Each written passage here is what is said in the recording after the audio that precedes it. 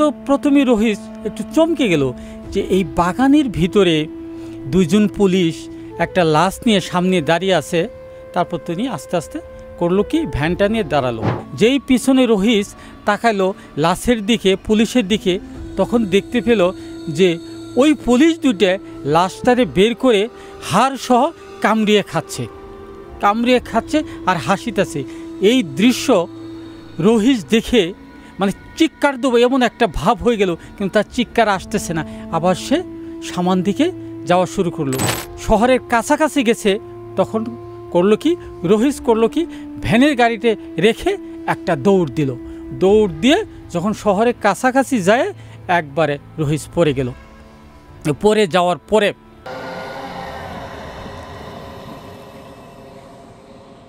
এই ঘটনাটি ঘটেছিল গাজীপুরেই, এবং আমার যেখানে আমি জব করি আমার বাসার পাশে এক ভাই ছিল, তার নাম আব্দুর রশিদ।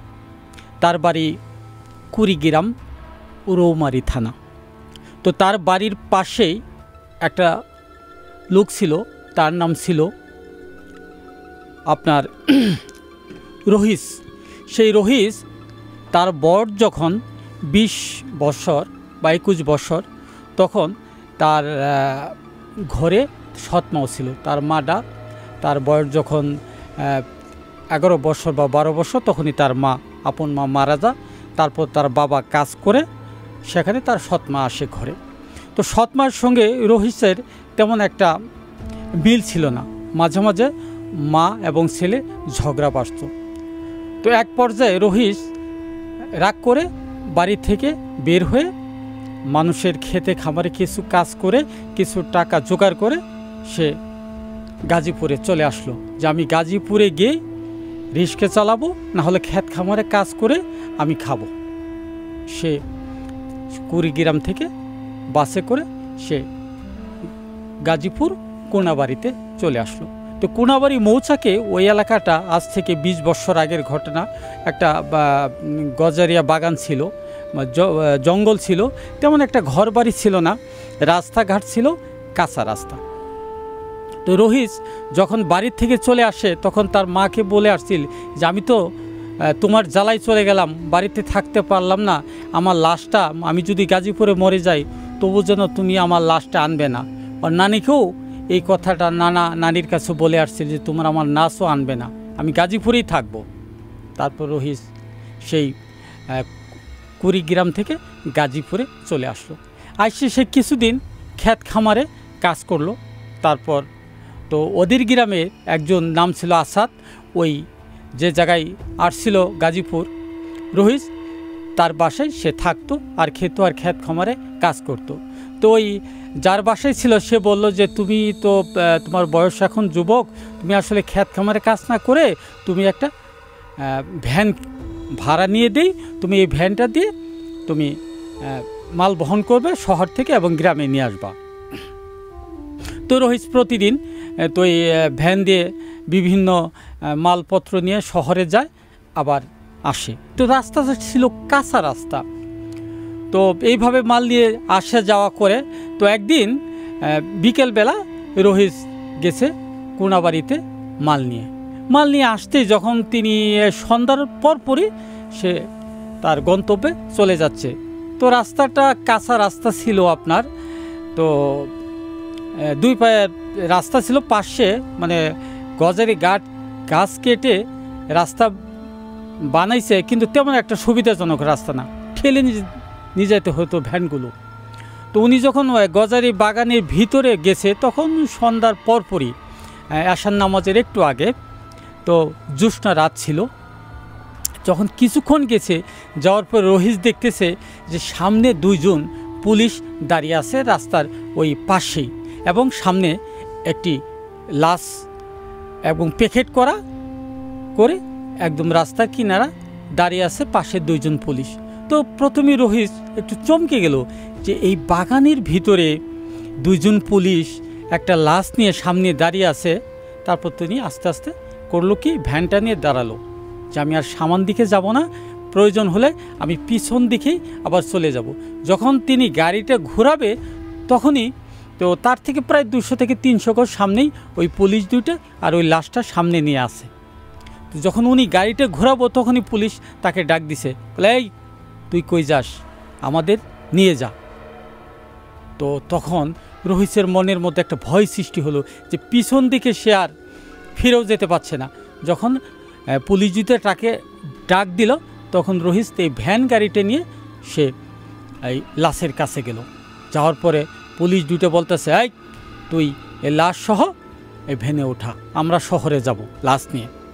তো রহিস তো মানে শরীরের মধ্যে একটা কাঁপুনি শুরু হয়ে গেছে, যেই সন্ধ্যার পরে এই দুইটা পুলিশ একটা লাশ আমি কেমনি নিয়ে যাব।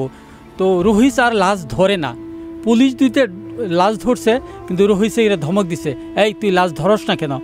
তারপর বাধ্য হয়ে রহিস করলো কি, ওরা একজনে মাথা ধরলো আর একজন মাঝখানে ধরলো। রহিস কোনোরকম খালি থরথর করে কেঁপে ওই লাশে ঠ্যাং দুইটা ধরে ভ্যানের উপরে উঠাইলো।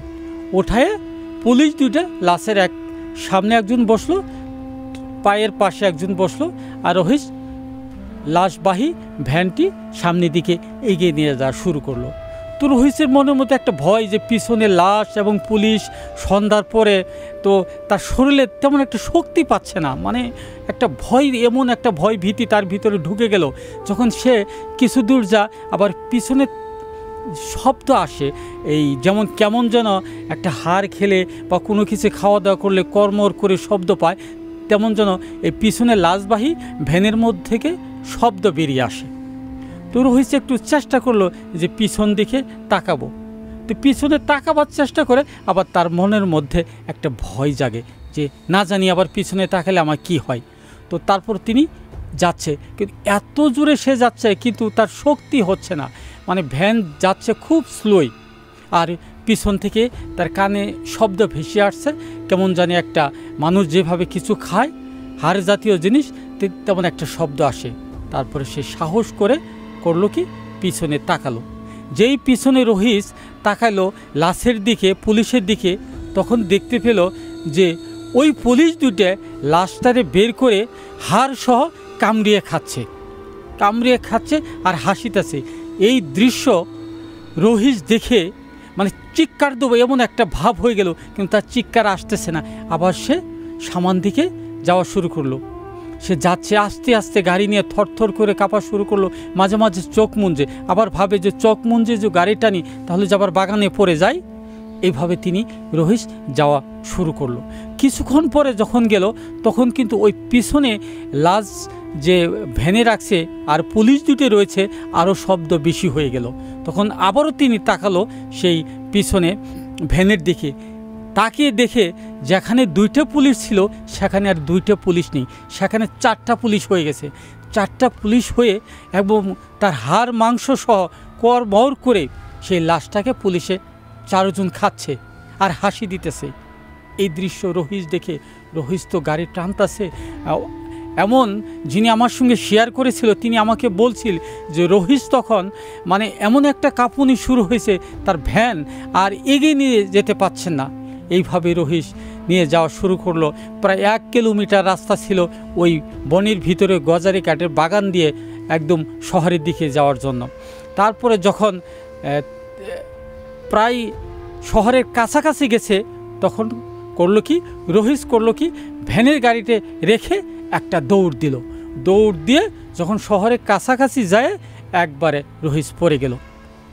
পড়ে যাওয়ার পরে রহিসের আর সেন্স নেই, একদম অজ্ঞান হয়ে গেছে গা।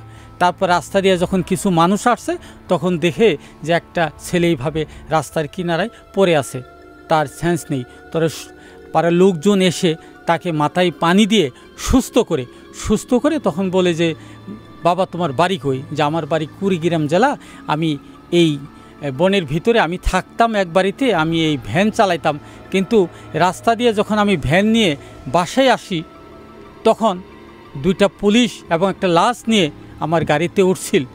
তারপর আমি যখন আসি তখন পর্যায়ক্রমে অনেকগুলো ঘটনা ঘটছে। যখন আমি আপনাদের এই শহরের কাছে আসি তখন আমি লাশ থুয়ে পুলিশ থুয়ে দৌড় দিয়ে এসে আমি রাস্তার মধ্যে পড়ে যাই।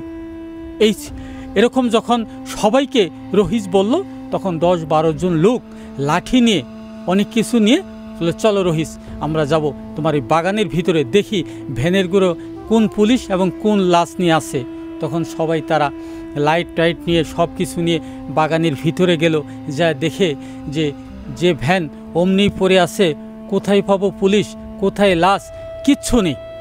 তারপর ভ্যান সহ রহিসের নিয়ে রহিসের বাসায় পৌঁছে দেওয়ার পর তার পরের দিন থেকেই রহিসের প্রচণ্ড জ্বর